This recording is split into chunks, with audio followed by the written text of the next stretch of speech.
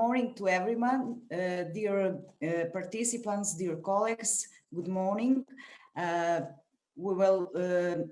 We are happy to having you here at the first session in the morning of Euro Science Open Forum.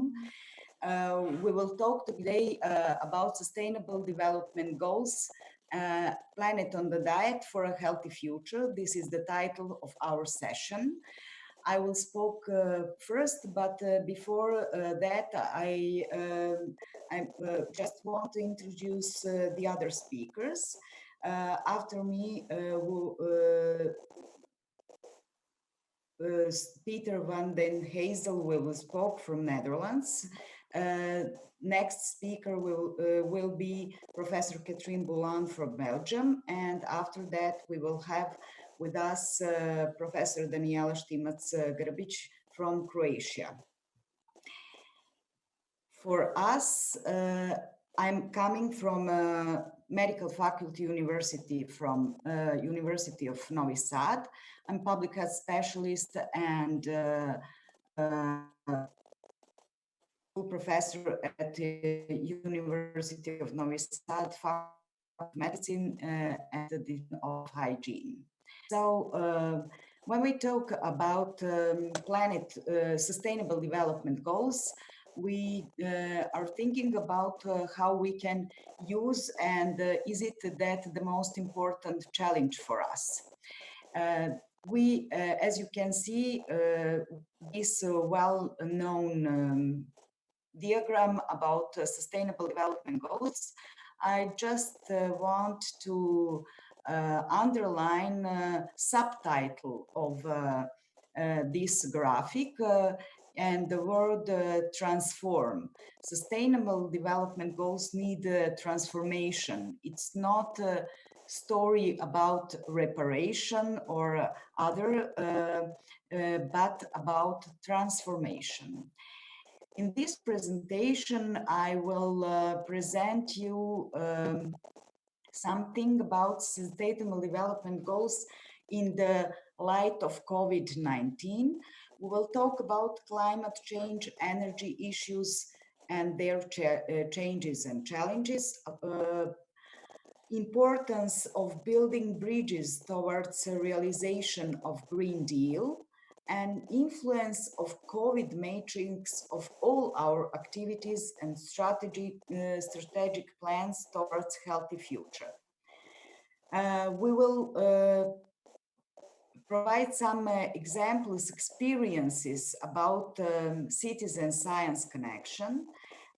And of course, we will talk about healthy future and something about the definition of health and how we can put all our resources of diet restriction in different sectors and different fields of human population interest. As you know, the global challenges are numerous, large and complex, like globalization, overconsumption, food and water, supply, energy, environment, economy, human rights, health, of course, poverty, but also climate change, migration. Last month and this year, we have a COVID-19 pandemic, and of course, one of we think a positive change and positive challenge is artificial intelligence in medicine, of course, and in the other sectors. Huge global changes are occurring our planet in the natural and urban environment. This pattern related to human health also changes and the effects of the overall external factors become more complex. Of course, these challenges, COVID-19 pandemic crisis, it's affect all of us in individuals and population level, and affect our responsibility and connection with the climate change. Climate change, demographic trends, and the numerous other environmental and social issues form serious challenges to preserve a healthy future globally.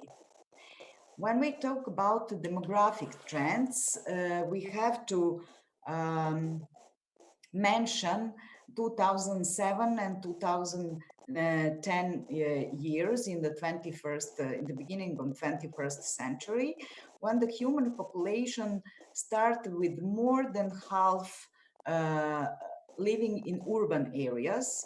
It is deeply connected with the environmental changes, in climate changes, and of course, with the new challenge, COVID-19 pandemic crisis.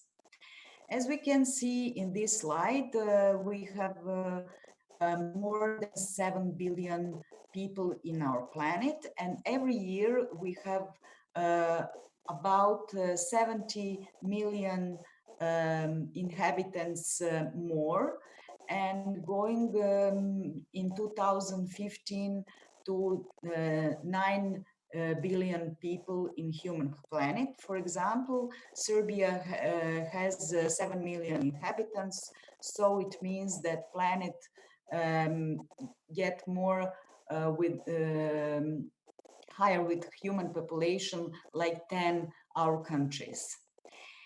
Uh, when we talk about future scenarios, it's very important to connect it with the demographic changes. And this exponential growth in demographic, economic, and ecological indicators after alter the natural global environment beyond safe or sustainable borders, which refers to energy for the future as well as climate change in the broadest sense. In this slide, we can see a development trajectory which describes the progression of a given behavior over time. And we can see that very high human development is connected with high development countries, and all of that is above world capacity and sustainability. So I would like to mention Janez Potočnik, our former European Commissioner, and he talked a lot about population growth and overconsumption, and that we have limited resources in fresh water, oceans, land and soil, etc. So that we need decoupling or resources decoupling or impact decoupling. So in these slides, this slide we can see that impact decoupling is better solution, and it refers to achieving more well-being, if necessary economic growth, and with fewer negative environmental impacts, or indeed even restoration of ecosystem services. We are living in the time when we can realize that we spent more than one planet when we talk about resources. If we going on that line, we will spend more than 2 planet resources in 2015. So we should discuss possible stories of the future for a better and healthier future. Our planet has a higher temperature, as we all know. World Meteorological Organization data show that 5-year average global temperature from 2013 to 2017 was at record level, and that in 2017 it was one of the 3 hottest years, as well as 2020. If we want to living well within the limits of our planet, we should global influences on the population health require changes in different sectors: economy, health, industry, education, etc. SDGs shouldn't be a list of our wishes. It is necessary to take urgent actions and for coming by the Sustainable Development Goals.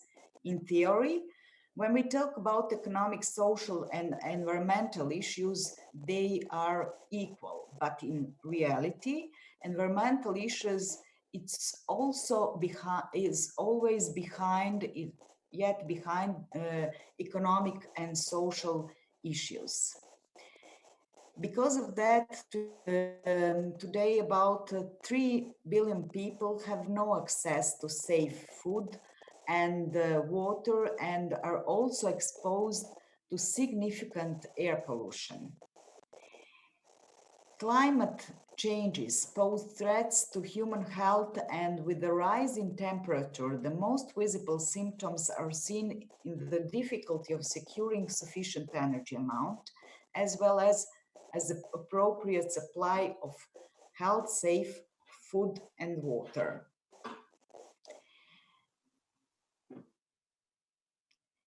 There is a scientific agreement that the global climate is changing and that the energy issues are very important for the human population and quality of life as well. So, but nearly 1 billion people have no electricity in the household, and 30% of the world's population has no access to electricity. Energy has a dominant contribution to climate changes and accounts for about 60% of overall global greenhouse gas emissions. When we talk about air pollution and energy issues, we should say that air pollution indoors by using combustible fuels for domestic energy caused more than 4 million deaths in 2012. Potential of the sustainable energy nexus linking energy to water, food, and health should be considered as a global driver for strengthening public health in the supporting development. The post-2015 agenda points out from an energy perspective issues regarding biodiversity, demography, food security, health, education, governance, and as you can see, they insist about in reducing trend in carbon intensity, change in the trend of carbon intensity, and CO2 emissions as well. The successful prescription includes common activities and strategies which provide support and connect is in SDG 7, like affordable, reliable, sustainable, and modern energy for all. SDG 13, take urgent action to combat climate change and its impact. And at SDG 3 as well, ensure healthy lives and promote well-being for all ages. So energy as a big issue widely is very important for quality of life, for health, for provision of healthcare services, and of course is connected with the health, different type of health risks. Energy access is gradually seen as a vital compound to inclusive social economic development, empowering education, health and sustainable agriculture, and generating jobs. Progress made through the use of renewable energy sources reduced risk by and allows for improvement of basic living conditions. However, a significant shift in reducing inequalities and improving global indicators of the quality of life and health requires the transformation in many sectors. Energy, therefore, is crucial for almost every challenge the world is facing today: climate change, food production, health systems, water supply, education. It is all about our quality of lives, and particularly important and linked to other SDGs. The process of changing seems to be faster than predicted in few years ago. It is surprising, unexpected, and it is very, very big challenge for all of us in the different sectors. So we need holistic approach and to undertake a holistic approach to achieve a sustainable future for new generation. What is the role of public health professionals? An important role of us is to bring together health expertise with non-medical expertise in order to make public health actions possible and achievable. We can see some examples and activities towards healthier future and policies, advocacy, actions, research and practice, experiences exchange among European Commission, for example, European School of Sustainability, Science and Research, our common organization, the European Public Health Association, Health and Environment Alliance, and of course, International Society for Psychoanalytic Study of Organization, ISPSO, which also dedicated to climate change, climate mitigation, and climate adaptation. Green Deal for sustainable recovery is very important, not only at EU level, but also in the national level and also in going at the local level with achieving, with the main aim achieving climate neutrality.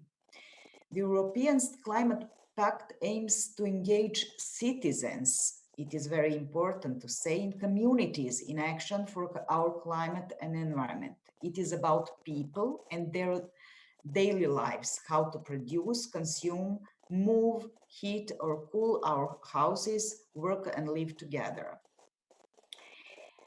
As a part of EU Green Deal, the Commission has launched European Climate Pact to give everyone a voice and space to design new climate actions, share information, launch grassroots activities, and showcase solutions that others can follow. Our European Public Health Association organized every year conferences, and this year we will have World Public Health Conference. We are very dedicated to these issues like energy transition and challenge for public health, mental health and climate change. We discuss about climate and energy issues as a priorities on environment and health. We discussed about building bridges between environmental and public mental health, climate change and energy issues in our life course and our environment. Also, we can mention Teaching Day as a good example. This year, World Sustainable Development Teaching Day, which provide adopting a sustainable development presentation and included in teaching lessons in December 2020 and promote, share and the teaching experience about sustainable development goals. One of the most well-known and active ecological organization and health organization, Health and Environment Alliance, stands for sustainable societies, clean air, healthy food, toxic-free natural and built environments, and they want to build a world which today's and future generation can benefit from a clean and environment to enjoy long and healthy lives without health harming chemicals, with clean air and healthy food, and with a toxic-free, renewable, and sustainable economy and society. When we talk about our country, Serbia, we also have a lot of actions at the national and local level in advocacy actions, research and practice experiences. And I will mention just For example, one is Science Meet Parliaments, which is organized last year. And the main theme of the program was dedicated to the dramatic influence the climate changes which have on society. And because of that, we need of an urgent reaction and appropriate adjustment for of society. And we organized three different sessions with the three main topic: renewable sources and energy, climate changes and connection with the water supply, and air quality and greenhouse gases. But Serbia is only a small country in a Western Balkan region. So it's very important to be in a connection with other countries in the region and working together. And environmental challenges are common. We should work, act, and research together, and as experts we are aware that is the only way for sustainable future. In my conclusions, I can see that there is no unique recipe for a solution. We give some proven and claimed solutions and views from different perspectives and experiences for further action in communities and nature. Important part of the solution is a transformative process of education through a life cycle which would produce corresponding challenges in the mindset of the uh, population citizens and children. And I think that the presentation of Professor Catherine Bouland will be more about it.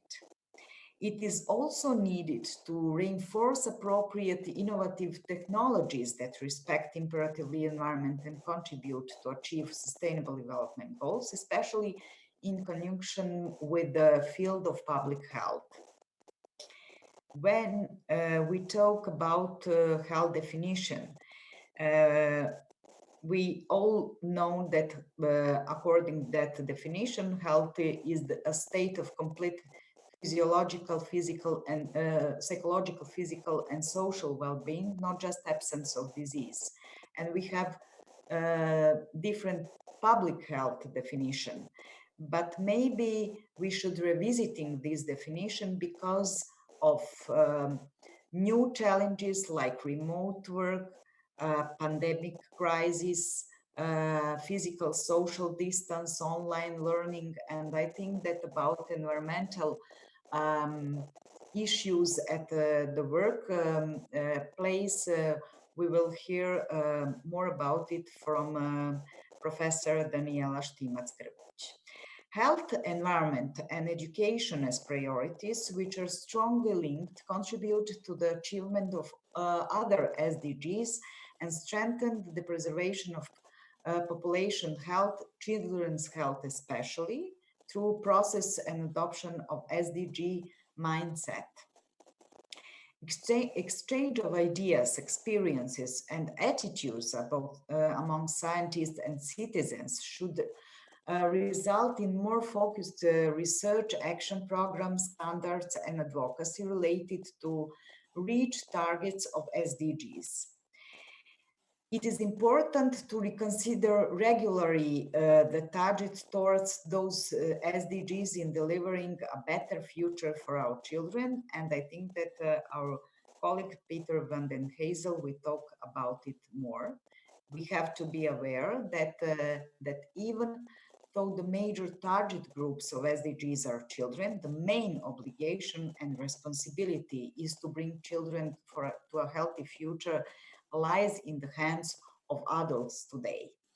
Because of that, we have to mention at the end COVID-19 response and the fact that COVID-19 is spreading human suffering, destabilizing the global economy, and upending the lives of billions of people around the globe. The Sustainable Development Goals are vital for recovery that leads to greener, more inclusive economies and stronger, more resilient societies. At the end, I would like to share with you one slide, Professor Nakicenovic, from the report about the world in 2015. We talked about planet on the diet. That is our idea to put all resources in some kind of restriction mode in the light of new normal. And that is also provide this slide that we have overconsumption and obesity of resources, and we have to find a way to reduce service provision and consumption and back to basic needs and decent living standards. So that is for me all. Thank you for your attention, and I would like to announce next speaker, Peter van Den Hazel. Thank you.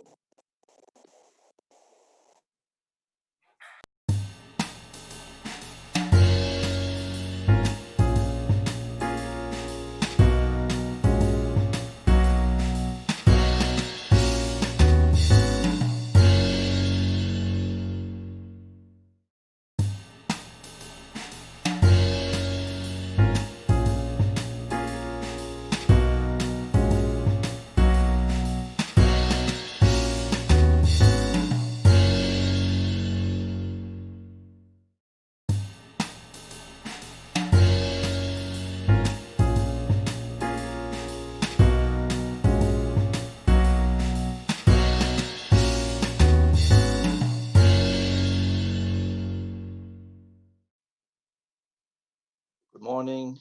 Let me introduce myself. My name is Peter van Nassel. I am a physician by training, and I'm here representing INCHES, which is the International Network on Children's Health, Environment and Safety. And I would like to talk to you about children as a vulnerable group and our behavior. What is important is that in relation to environmental issues and to limit them, that we have to frame our behavior. As you can imagine, that children have hardly any say in the society to see how the future will form itself. I would also like to make a link to the Agenda for Sustainable Development. And where I highlight there is that these Sustainable Development Goals are realizing the human rights for all, to achieve a gender equality and empowerment of all women and girls, and also ensure the lasting protection of the planet and its natural resources. And note that children are not specifically mentioned in this overall plan of the Sustainable Development Goals, and maybe that is something that we have to keep in the back of our mind. But what is our role? What is your role? If we are talking about behavior, and specifically more environmental behavior, we have to deal with internal factors, your knowledge, your feelings, your emotion about your living environment. But there are also the external factors, the political, social, and cultural factors. So I will deal with that in my presentation. I will also say something about environmental psychology, framing the message, and some public responses. And I will do that along 4 different examples: hazardous pesticides, lead in paint, chemicals in toys, and climate change.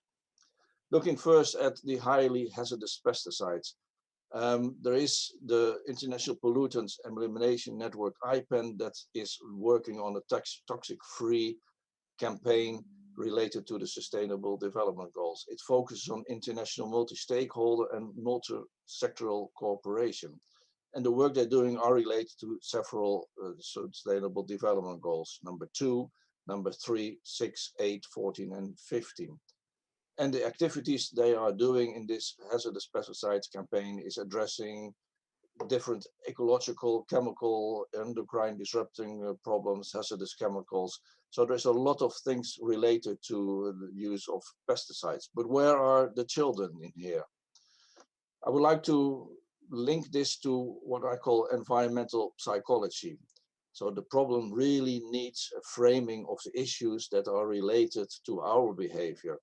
And there is a discrepancy between the environmental awareness and what we call the pro-environmental behavior. So we are maybe aware of it, but how are we translating it into environmental behavior? There are several studies where personal concern about the environmental issues are predicting our pro-environmental engagement, but it varies significantly across different societies. So you can't really give one answer to how someone or how a group of population will react to a problem like, for example, here then the pesticides. But may I ask you, what is your concern? You might have a personal concern about the sustainability as it is predicted and how it might form your pro-environmental action. And it might be more strong among individuals from individualistic cultures than those from collectivistic cultures. And that brings up the question, if those people that are working on sustainable development goals are also really aware about these different kinds of behavior, your behavior, my behavior towards sustainability. So the whole psychology behind our living in this planet is linked to how we are dealing in the future with it. Another example is the lead in paint. You might be aware that in the past there was a lot of lead in paint, in gasoline, and still more than 100 countries have lead in the production and importing of paint. And as you might know, lead is very toxic to young children and pregnant women. There's no safe level, and also low levels of exposure can already cause serious and irreversible neurological damages. One of the main issues is that there is a loss of IQ.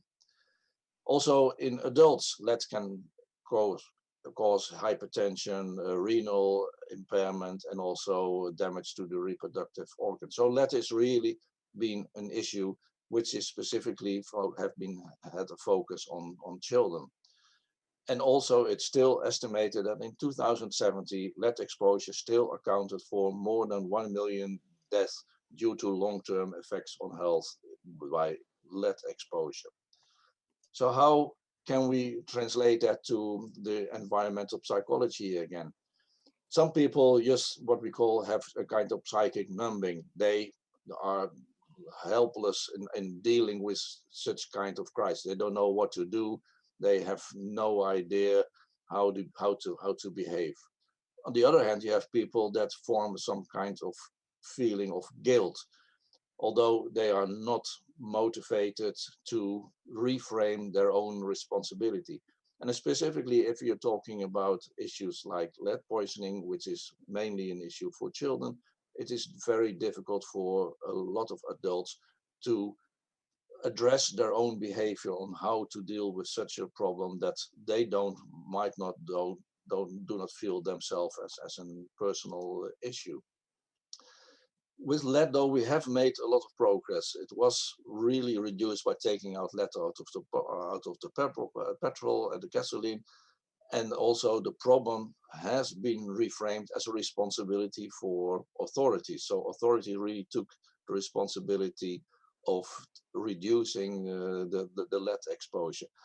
But honestly, I think we still lack that people change their behavior themselves, and still a lot of people are using products which can contain lead. The third issue is toys, chemicals in toys. As you might aware, toys are very colorful, but that means that there is a lot of coloring materials, and a lot of coloring materials contain, for example, toxic metals. So the chemical composition is a problem, and as it is often very unknown, coming from countries where they don't have much regulation, so we do see a lot of chemical problems in toys, and especially it is a problem because children are usually putting a lot of things in their mouth, and they might put toys in their mouth and get exposed to toxics that are in there. But again, here children are specifically vulnerable because they don't have any say in any policy or any testing of new products. So it is really up to the adults to be aware of this problem and to show responsible behavior in this issue. So you can ask the question, is our behavior really adequate? And do we show a common pro-environmental behavior together as people, adult people who should have some responsibility for this? And do we show a common pro-health behavior for our children? And I think most of us are probably not even aware about this issue of exposure for children by all different kinds of chemicals in toys. Then you can raise the question, do we need to change our behavior? And you can ask sub-questions, why and how and when and where are we going to do that? In this case of toys, we could say, okay, we should promote our pro-environmental behavior. So we first of all have to identify that our behavior might have to be changed. We have to examine the main factors underlying our behavior. Why are we lacking any interest in this topic? And we have to design and apply the interventions to change our behavior to really try and reduce the environmental impact, not for ourselves, but for our children. And we have to evaluate the effects of the interventions. Going to the fourth and last topic is climate change. There are many sustainable development goals in there, and also there we see an issue in behavior because due to the ownership. Whose problem is climate change? Is it the world? Is it the people? Is it individuals? Is it governments? And what is our role of behavior towards climate change? And again, here we see the problem that it needs a framing of issues that is related to our behavior. Climate change behavior, you can ask the same question. What are your feelings toward it? Do you have any climate rates? Are you angry with people making a mess of it? Or are you afraid of the future? Or some people even have been showing a kind of form of climate depression. And is it really part of your life or not at all of your life?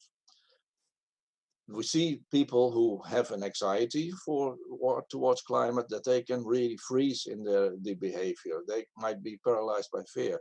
Other people might be really showing a very active kind of behavior and try to maybe become an activist. This slide shows the complex way of our behavior towards a pro-environmental behavior. It deals with the internal factors where we have to see that you need to have knowledge, but there is an interaction between knowledge and feelings related to the topic. And also we are dealing with personal or group kind of values and attitudes.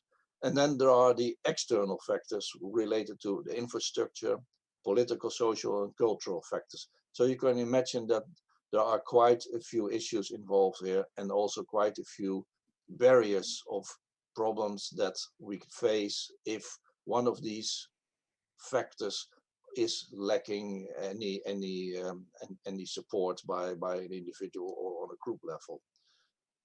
Bringing back this to framing of the message, we have to make sure that the values and the attitudes and the self-image that we have are building blocks for motivation. Without any clear values and attitudes, but also about some self-knowledge about where we are standing in these issues that I've been discussing, is the formation of your own motivation. The influence of the positive way of dealing with getting to a pro-environmental behavior is partially mediated by environmental concern, but it is also really much related to the consumer way of dealing with all the products that we are using. And if you go to surveys and you ask people what they think about global warming, this has been a study in the US, and then you see that still a lot of people, this is Americans, 7 out of 10 Americans still think that they are worried about global warming. So that's promising that people still somewhat worried and some are very worried, but still leaves a lot of people that have no idea about it, or are freezing, as I mentioned, or shying away from any topic related to global warming, or for that matter also the other topics that I was mentioning. If you're looking at the knowledge framing, we know that more information leads to better decision maker.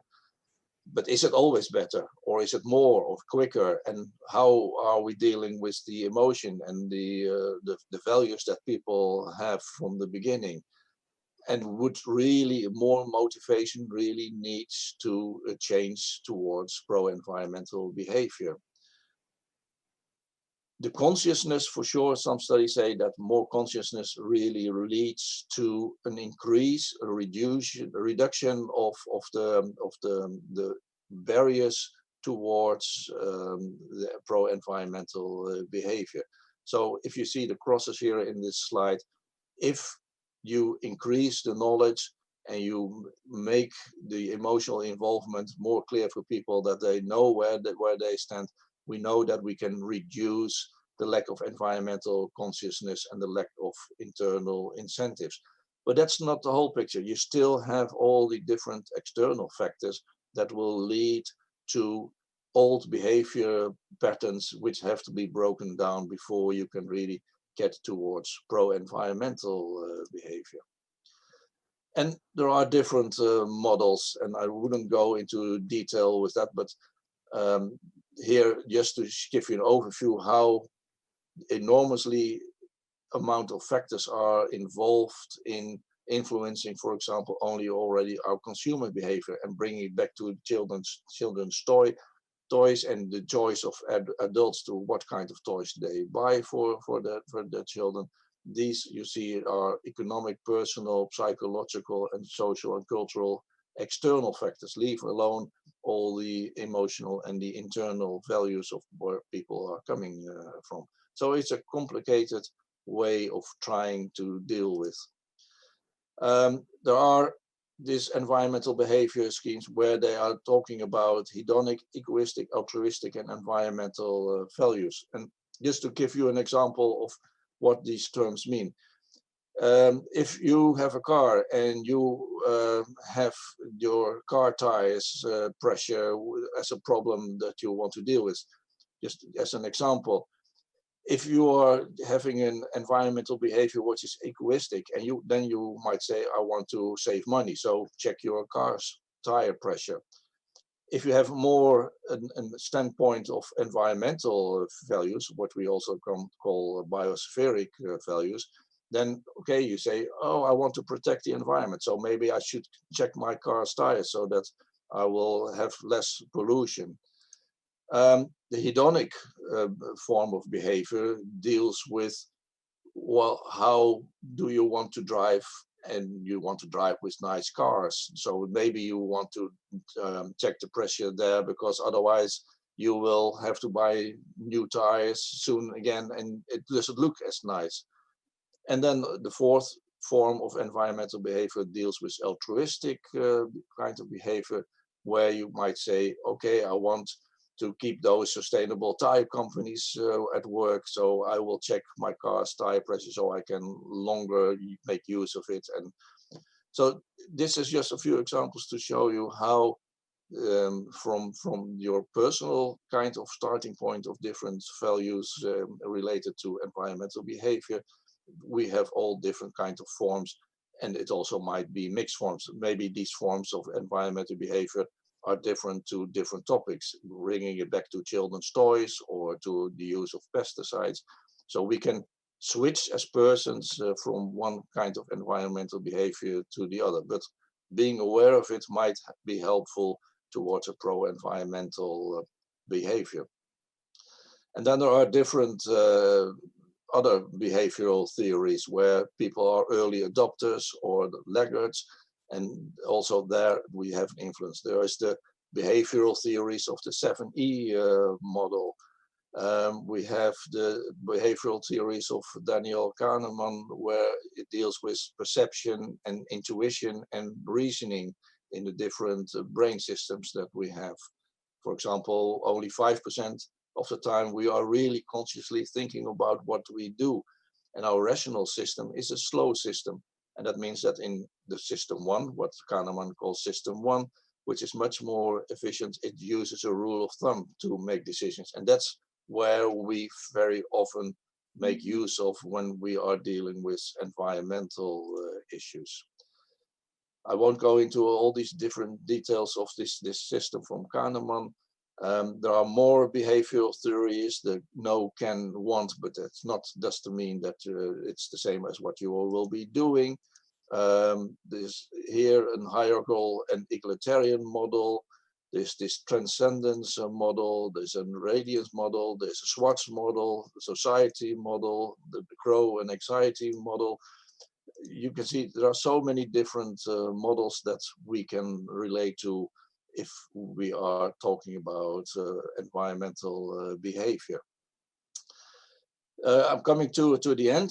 What is very popular the last few years is talking about nudging and boosting. And nudging is really trying to give people a push in the right direction. And environmentalists or environmental policymakers are using this to see how we can make people change a little bit their behavior. But again, bringing it back to children and children choices for toys. Children are not really capable of undergoing this kind of nudging by policymakers. They don't make conscious choices to be nudged in towards a certain direction. And the other issue that policymakers try to implement more and more is boosting, where you really teach people a skill so that they really know what their behavior based on noise, how it will change their own behavior or the behavior of people in their neighborhood. The combination of nudging and boosting seems to work best if we want to change people's behavior towards more pro-environmental behavior.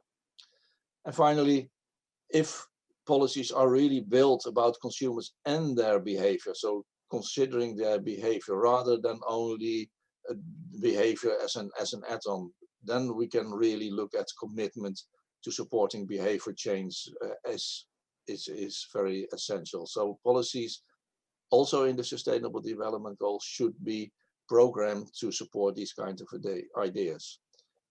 For sure, this needs appropriate financial and non-financial support to facilitate any of this change. And it has to deal also with the external factors. I mentioned here the socio-economic status, but also all the other external factors have to be considered if we want to take care of a better planet, if we want to take care of our children. They need really extra attention as they have no political power. Now, thank you very much for your attention, and we will consider any questions in the chat function at the end of this session. Thank you very much.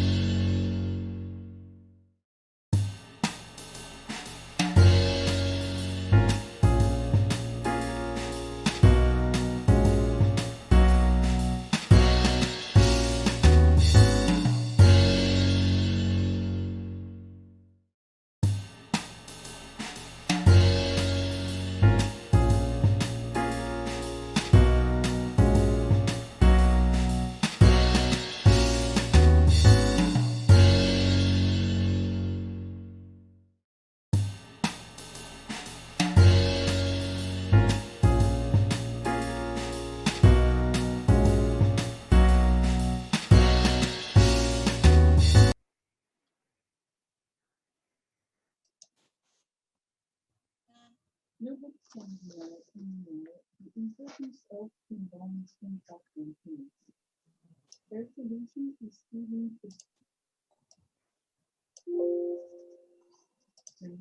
as the number one environmental risk for health.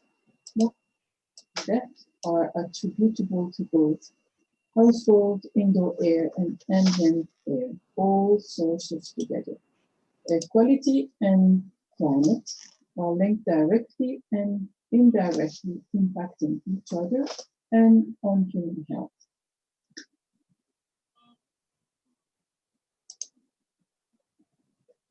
Among the climate forces, we find pollutants having a negative impact on human health.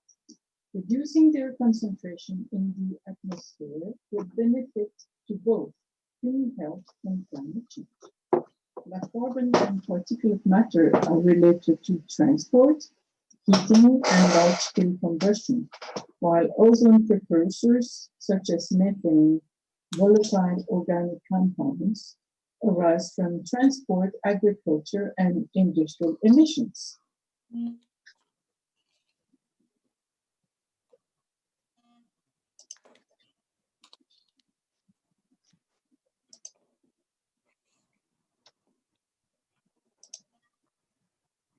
Among the climate forces, we find pollutants having a negative impact on human health. Reducing their concentration in the atmosphere would benefit to both human health and climate change.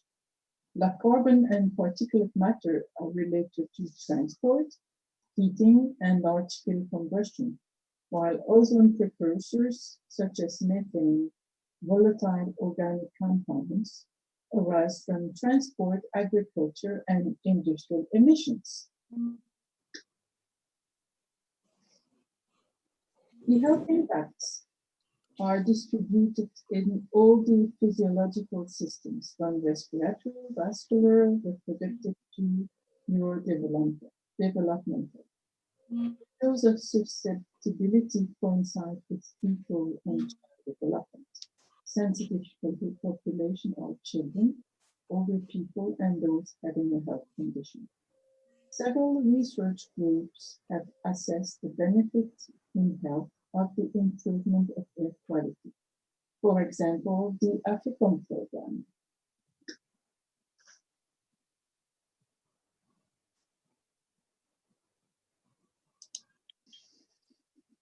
The AFRICOM program was run in 25 European cities.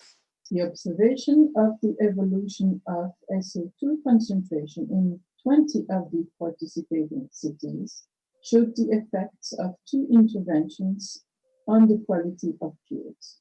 In 1993, the maximum sulfur content was regulated, and later in 1999 by two European directives.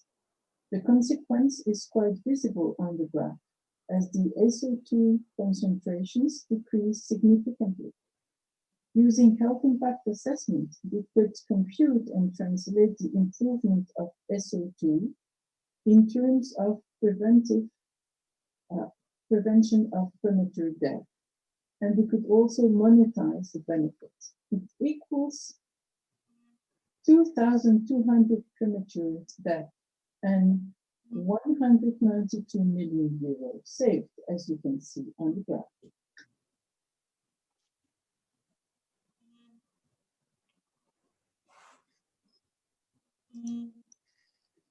The same group of researchers assessed the benefit of reducing the air pollution with fine particulate matter, PM2.5, towards the World Health Organization recommended values.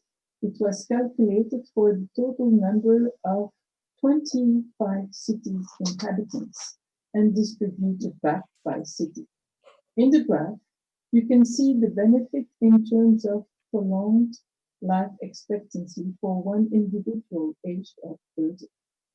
In Brussels, the PM2.5 annual mean concentration reached 19 microgram per cubic meter, and reducing it to 10 microgram per cubic meter as the W recommendation states, allowed the individual to live longer for 7 months, while in Ljubljana it would have increased by more than 1 year, meaning 14.5 months.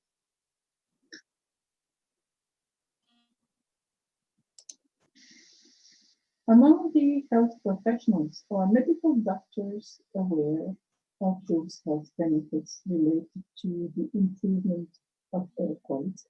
How would they relate to the How could they integrate prevention for their asthmatic patients, for instance? The question was raised during several master theses, and in the last one, Postcare 2011, general practitioners were interviewed. They were interviewed on their knowledge on winter smog episodes, if they knew about the health effect, how to prevent, treat, and do they have known location for the smog alerts. The results of the interviews showed some knowledge and even interest when they were confronted to the questions of their patients. But general practitioners felt helpless when it came to action. They would give recommendations, but need a specific training. It is then important to compare perceptions, attitudes with the content of the curricula. Medical doctors do not study environmental health. In their curriculum, at least in Belgium, some environmental aspects are integrated within the specific domains. In some courses, environmental determinants of the pathologies are studied, for instance, asthma, COPD, among others. Eventually, awareness-raising campaigns would be useful to raise the awareness of the medical doctors, but all the research led to the need to include those aspects in the curriculum. Some GP indeed suggested that environmental-related disease and environmental determinants of pathologies have to be stressed both during the basic medical curriculum and later during their professional life by specific trainings. And it would depend also on the specialty of the GP or of the other medical professional. But what would be the perception of the students? On the next slide, we would address the question of students' awareness. A second set of elements has been collected from students at the beginning of the first year of a Master in Public Health. As a game, I submitted the question, what is your perception? In your perception, the major environmental concern for human health? We received each 3 post-its. They had to write one idea per post-it and had only 3 minutes to identify the major environmental problem concerning human health. They had also to separate the concerns from industrialized and developing countries to global worldwide problems. The game was afterwards to cluster ideas, group them relating to each other. The picture is already showing the final result. There were 145 ideas collected, and we look in a more detailed way at the result, as we can see on the next slide. Globally, climate change has been identified as the major problem by a large number. Air pollution is seen as a problem within a group of problems, including waste, water, biodiversity, and industrial pollution. You can even see that some have raised the education as a major environmental problem. If we separate global, north, south, on the following slide, we will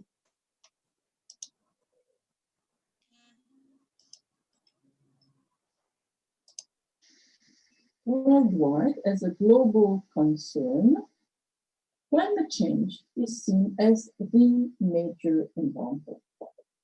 This has been phrased as climate by the majority of the students, but also as CO2 emission, ozone layers by others. When we look at the details for developing countries, the major environmental problem is water, drinking water access, food and water. Eventually, river pollution and deforestation are mentioned. Air pollution and climate change are not perceived as important, but they have been cited by some students. Education is also cited here as a major environmental problem. In the last slide, we will see the results for the North.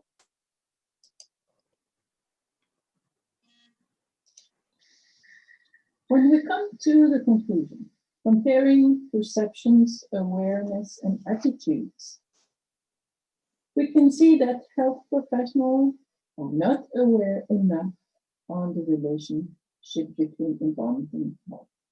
Even more, they feel that environment, being air pollution or climate in our example, is out of their professional scope, while at the same time they feel they need extra education and even that those topics should be integrated in their curriculum, both during the initial curriculum, but also later during their professional life as a continuous education.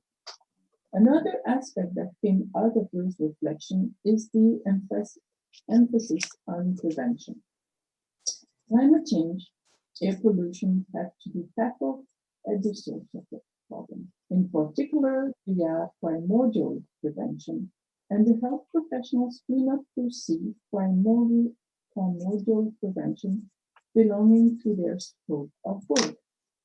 Indeed, a change of attitude is required.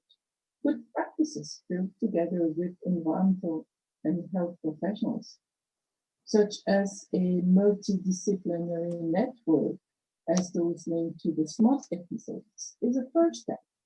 Action has to be taken by the whole community of professionals to reduce emission of pollutants that would play a role in both air pollution and climate change.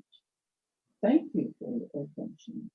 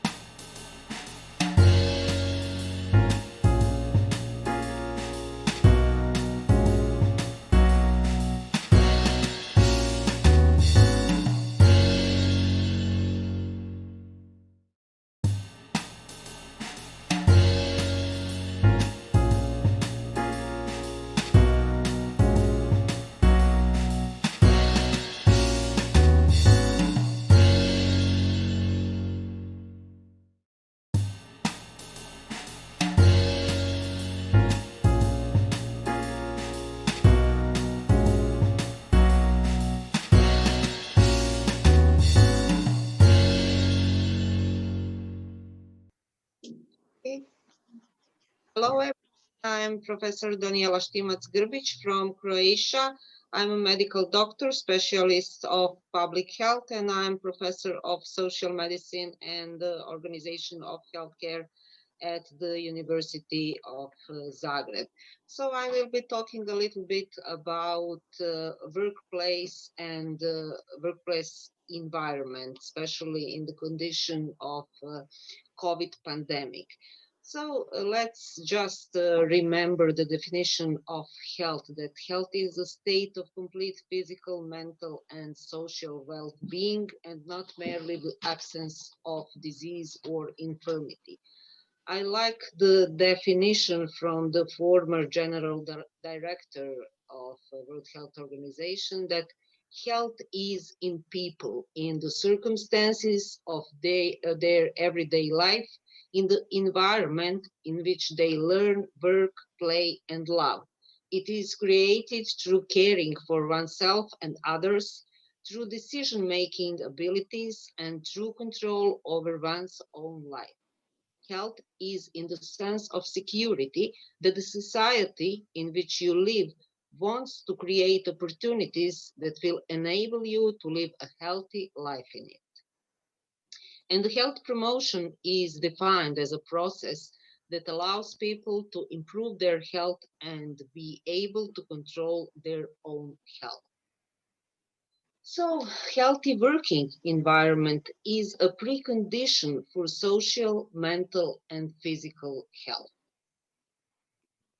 And the World Health Organization is also very aware of that. And April 28th is actually the World Day for Safety and Health at Work.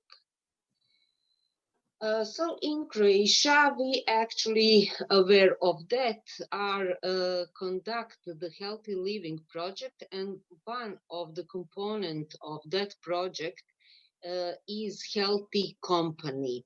Healthy Company is actually a sub-project of the Healthy Living Project that enable companies to get a certificate of a healthy company. And the objective of this project is introduction of special labels for work environments, actually companies, that enable employees to adopt healthy living habits, promote health in the workplace, and show positive care for the health of employees. Why should company want to be a healthy company? Because in the healthy company, employees are more satisfied and productive. The sick leave rate decreases. The number of early retirements is decreasing. Economic profit increases. Added value, it gives added value to the company, and the certificate and the labeling also give to the better visibility of the company. And when we speak about Croatia, according to European Health Interview Survey, in the last 12 months in Republic of Croatia, around 20% of the respondents who were employed were actually absent from work due to health problems. And the sick leave is something that is very high problem in Croatia. So Healthy Company is actually a project that consists from different educational models. These modules are provided as workshops or just as lecturing or different kind of group work. And the models are proper nutrition, physical activity, workplace mental health, alcohol, gambling, smoking, prevention of chronic diseases, food safety, and environment and health. We put very strong emphasis on mental health because poor mental health is strongly associated with reduced productivity. So working place is a key place to promote mental health and prevent mental difficulties and disorders in adults. And it provides the individual a sense of identity, belonging, self-esteem, social support. And that's why the working environment is a very important determinant of health. Imbalance of job requirements and working condition in relation to the knowledge and skills of workers result in dysfunction in mental, physical, and social health. So negative psychological, social, and physical impacts in the work environment have result in direct effect on health and indirect effect on health mediated by the experience of stress, and this increases psychosocial risk.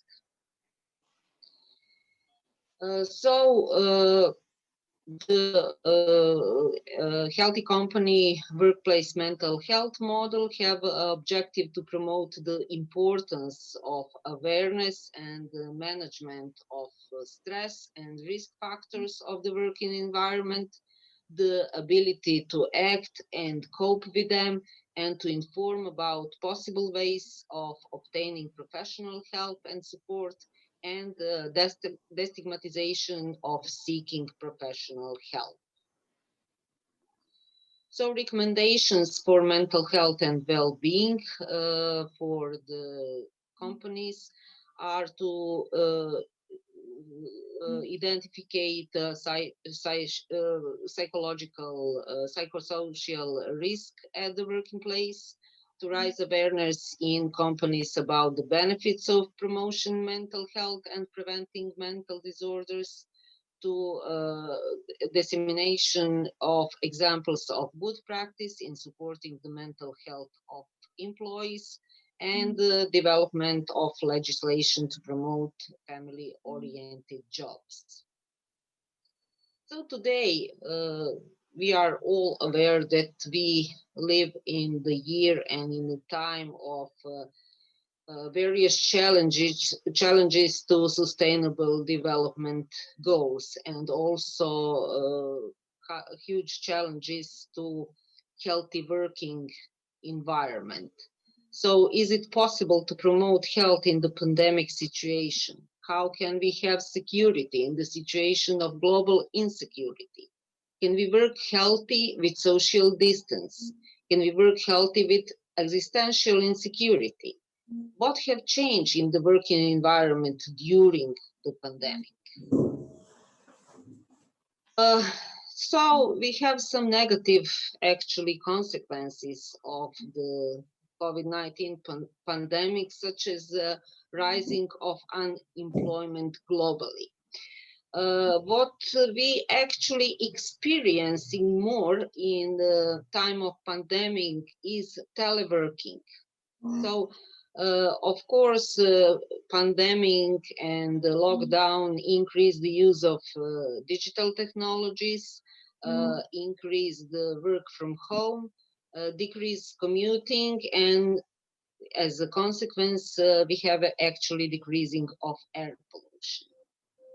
Some benefit of the working from home can be a stress reduction, healthier, because you have the opportunity to make your own meal during the work, to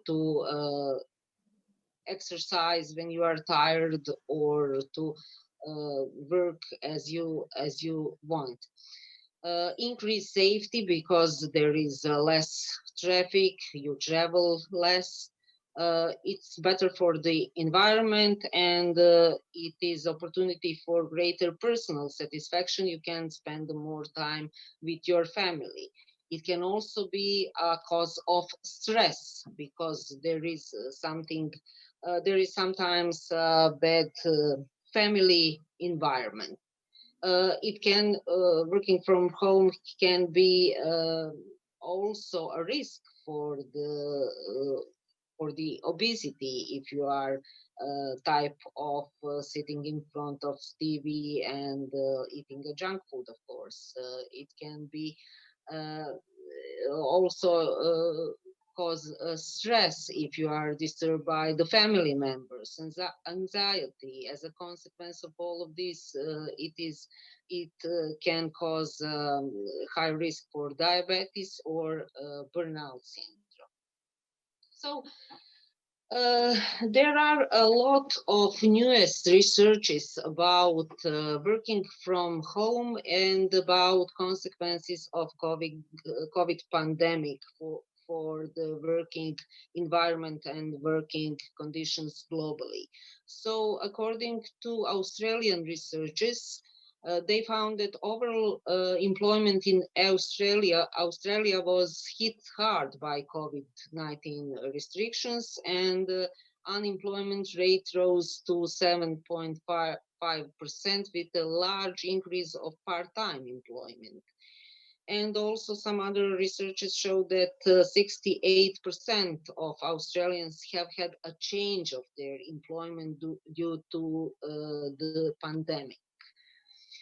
In the same research, they actually provide a big survey among the working people, and they compare working from home before COVID-19 pandemic, during the COVID-19 pandemic, and ask people how do they feel about working from home. And according to that, they give some predictions about future and the working from home. And we can see that before COVID-19 pandemic, 71% have 0% of work days at home and just 14% of 100% work days from home. And during the wave, first and second wave of pandemic, they have around 50% of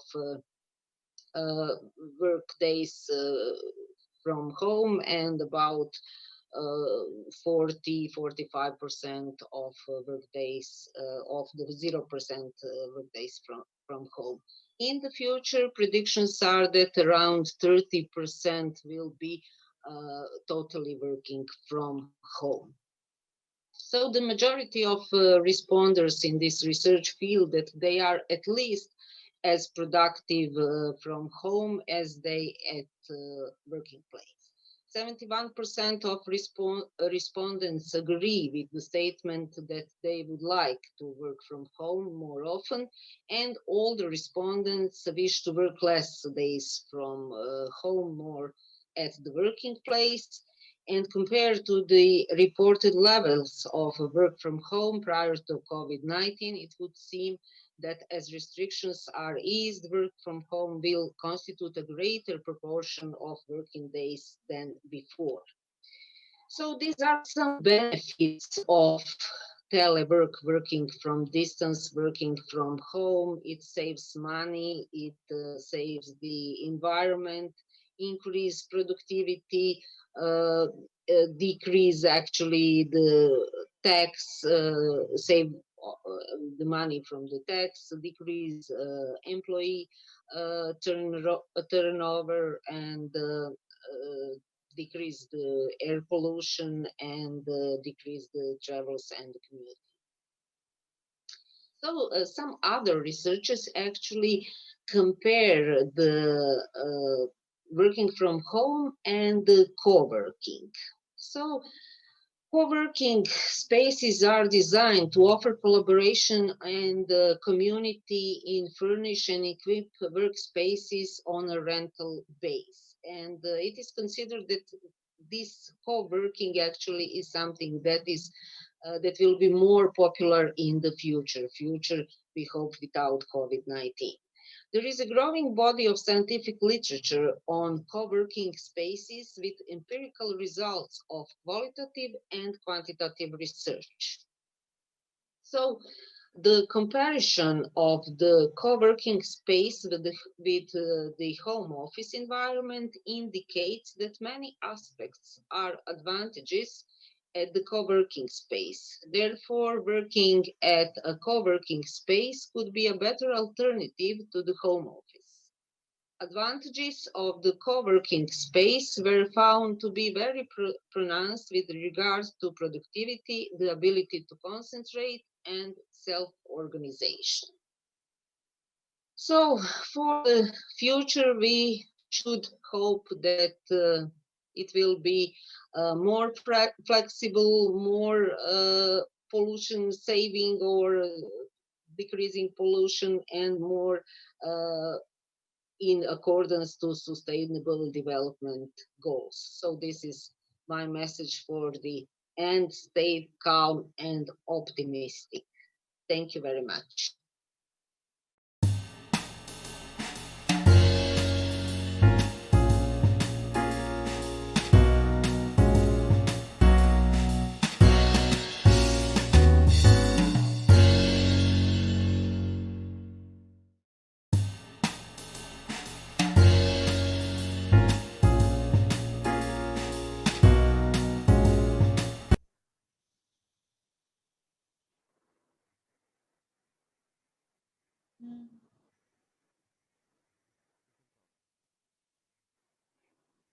Maria?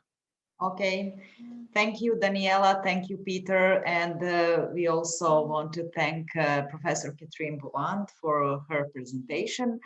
I think that we had an interesting presentations, and if there are any questions, audience.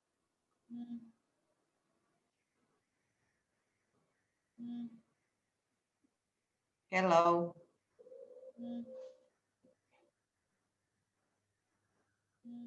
Are there any chat questions arrived? No, for now, I don't see any questions.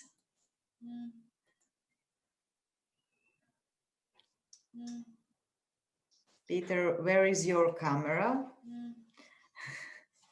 On? I would like just to point out that all of us presentations underline sustainable development goals and some kind of advantages of some restrictions, so diet, and that are we talking about future for our children, and that restrictions is because of their sustainability in the future. And if you have some comment.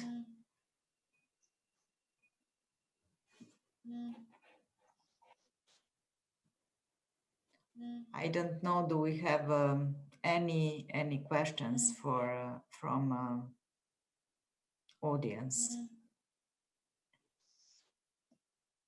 No questions. No questions. Okay. Do you have something to underline after all our presentation? I think our message was clear. Yes, but we have to change our behavior at individual level. And after that, everything will be better. If we really will be aware at the individual level.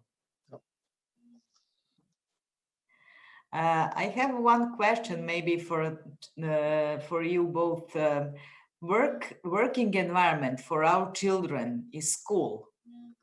And now we have a lot of discussions about remote schooling from home and partly in the school. What do you think about that? Because there is also very important environment, social environment for our children to go to school, and what that new normal could provide in their psychological and their mindset. I think that is a quite very interesting question for all of us.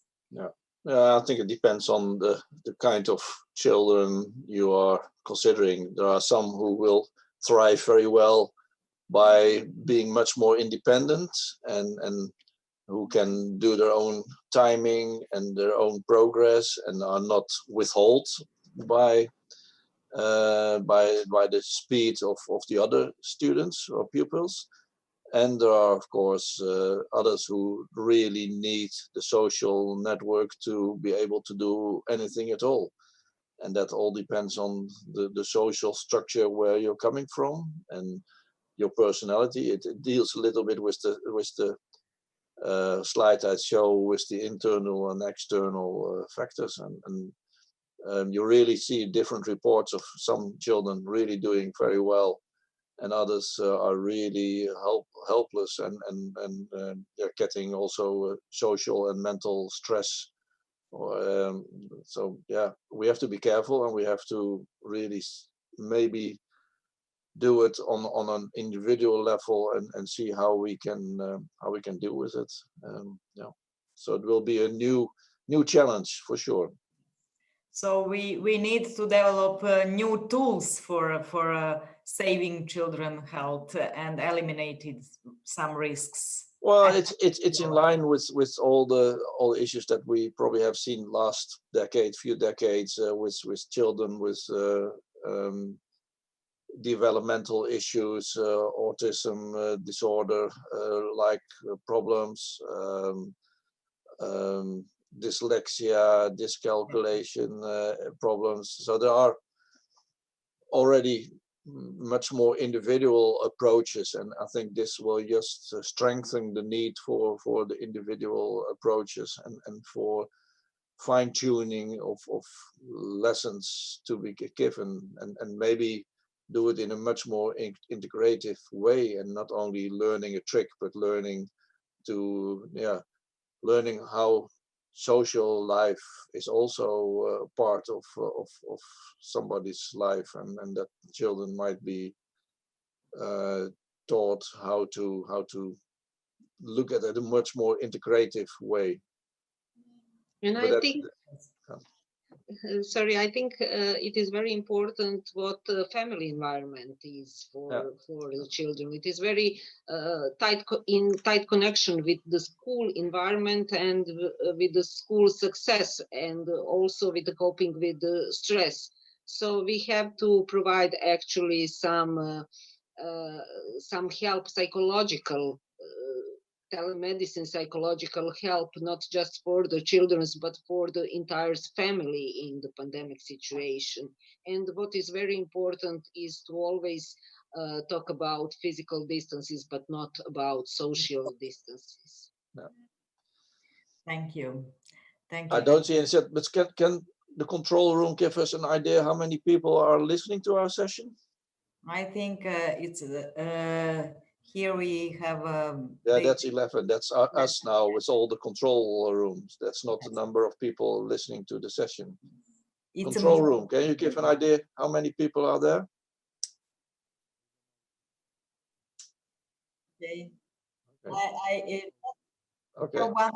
One question. We have 3 minutes left. Peter, can you announce maybe Interest Conference? I think that it's very important and it's deeply connected with our session presentation. Yeah, we're still planning to have the next International Conference on Children's Health and Environment in the 1st to 3rd of December in Amsterdam.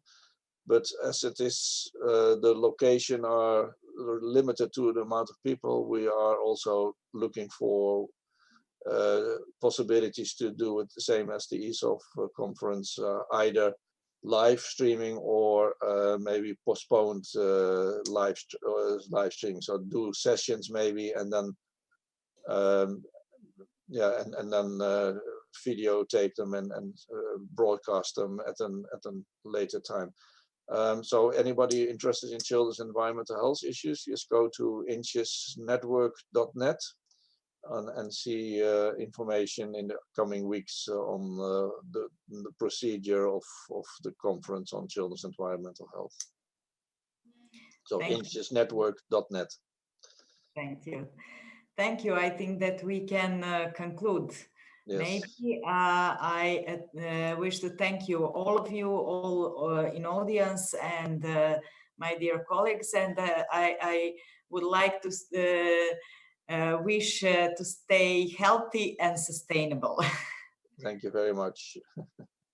We will see you on Interest Conference. Yeah. Okay. And before that, we will see in a World Health Conference. World Public Health Conference, online too. Thank you very much for organizing this, Maria. Thank you. Bye-bye, Danielle. Bye, Peter. Bye, Maria.